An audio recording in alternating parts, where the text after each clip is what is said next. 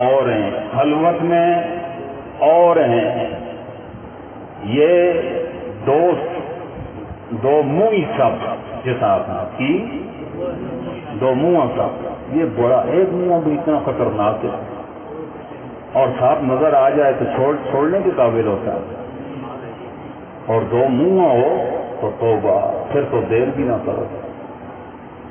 اسی حضرت شیخ فرماتے تھے، ان کا نام عجیب مجلسوں میں بیان میں کھٹمل،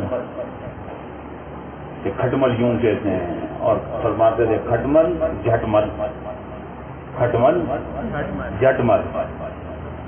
گھروں میں بھی مائیں بہنیں جہاں کھٹمل نظر آ جائے تو کیا کرتی ہیں، جھٹ اوپر پاؤں کا انگوٹھا رکھ کر مل دو ان کو، کچل دو کوئی مانو۔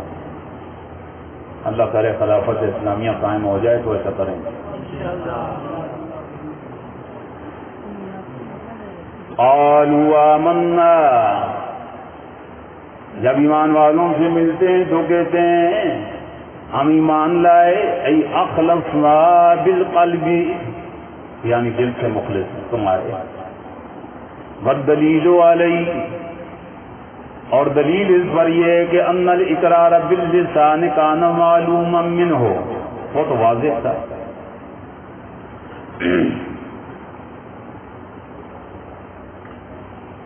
وَإِذَا خَلَوْا إِلَى شَيَاطِينِهِمْ، خلو کے صلے کے اندر الہ نہیں آیا کرتا، حالانکہ یہاں الہ آیا ہے۔ اس کا جواب یہ ہے کہ الہ یا خلو متضمن ہے، معنی ہے ذہابہ یا رجع، ای رجعوا الی شیاطین یا ذہبوا الی شیاطین، اور یہ کون ہے، ای من احوار یہود، اور اس طرح وہ رؤوس المشرکین والمنافقین۔ اور جب یہ لوٹ کر جاتے ہیں اپنے وڈیروں کے پاس، شیطان سے مراد، شیطان کی دو قسمیں، شیطان جنی اور شیاطین انسی، تو یہاں مراد شیاطین جنی نہیں بلکہ شیاطین انسی ہیں۔ قالوا انا معکم، معیت کی دو قسمیں ہیں، معیت جسمانی اور معیت معنوی، تو یہاں معیت معنوی مراد ہے، ای معکم، تمہارے ساتھ ہیں، فی الدین والمشرب والنظریات، ہر چیز میں۔ جواب میں انہیں کہتے ہیں کہ ہم تو تمہارے ساتھ ہیں، پھر وہ کہتے دور منہ پھٹو، تم تو نبی کے پاس بیٹھتے ہو، بڑی بھینگے مارتے ہو کہ ہم ان کی تعریفوں کے پل باندھتے ہو اور ان جیسا اپنے کو کہلاتے ہو، یہ کیا کر رہے ہو؟ یہ بے ایمان آپ یہ کہتے ہیں۔ انما نحن مستہزئون، وجہ دعوی ایمان، اور جی وہ تو ہم ویسے ان کے ساتھ ٹچ کر مذاق ٹھٹھا کرتے ہیں، ای نستخف بہم فی ذلک القول، ان کی حقارت کرتے ہیں یہ کہہ کر کے بھی آمنا، اور مجبوری ہے، کیوں؟ لسعون دمائنا و اموالنا، تاکہ ہماری جانیں اور ہمارے مال و ذریاتنا، ہمارے اولاد محفوظ ہو جائیں، کیونکہ آمنا نہ کہہ دیں تو پھر ظاہر ہے ان کے ساتھ بھی جہاد ہوگی، تو نہ ان کی جان محفوظ ہوگی، نہ مال محفوظ ہوگا، نہ بچے محفوظ ہوں گے۔ تو گویا ایسے ڈھال بنایا ہوا ہے آمنا کو اپنی جان، مال، اولاد، ان کی حفاظت کے لیے۔ انما نحن مستہزئون، ہم تو ان صحابہ سے مذاق کرتے ہیں۔ یہاں بھی اللہ رب العزت کی غیرت جوش میں آ گئی،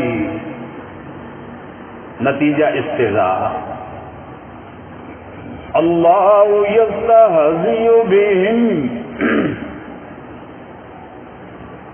جو صحابہ کے ساتھ استہزاء کرتا ہے تو سمجھو وہ اللہ سے استہزاء کرتا ہے، اور پھر اللہ بدلے میں بھی یستہزئ بہم، اللہ ان سے مذاق کرتے ہیں۔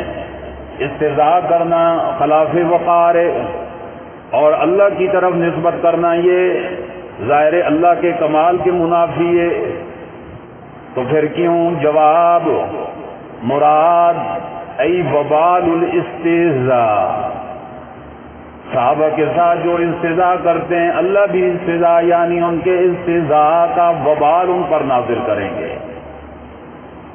ای ینتقمہم ویجازیہم، اللہ ان سے انتقام لیں گے، اسے بدلہ دیں گے. علی استہزائہم، گویا کہ فسمی العقوبۃ باسم الذنب، سمی العقوبۃ باسم الذنب. اور یا قانون عرب ہے کہ مشاکلت سوری کی وجہ سے فعل کے مقابلے میں وہی فعل لے آتے ہیں، جزاء سیئۃ سیئۃ. حالانکہ برائی کا بدلہ لینا وہ تو سیئہ نہیں ہے، لیکن تقابل و مشاکلت سوری کی وجہ سے اس انتقام کو بھی سیئہ کہہ دیا. یہاں بھی یہ کنٹینیو نہیں بھائی کیسا ہوگا؟ سبحانك اللهم وبحمدك نشهد ان لا اله الا انت نستغفرك ونتوب اليك نستغفرك ونتوب اليك نستغفرك.